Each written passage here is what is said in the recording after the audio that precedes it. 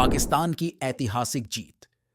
ODI world cup में आज तक पाकिस्तान के टोटल 8 मुकाबले हुए श्रीलंका से और 8 मुकाबलों में पाकिस्तान ने जीत हासिल की।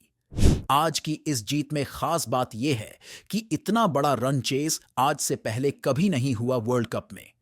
एक खास रिकॉर्ड और बना आज के मैच में, जहां एक ही दिन में 4 सेंचुरी देखने को मिली। पाकिस्तान की इस बेहतरीन फॉर्म को देख लगता है बहुत ही दिलचस्प मुकाबला देखने को मिलेगा हमें 14 अक्टूबर को। आपको क्या लगता है, क्या पाकिस्तान कर पाएगी 7-1 या फिर भारत का 8-0 से जीत का रिकॉर्ड रहेगा बरकरार?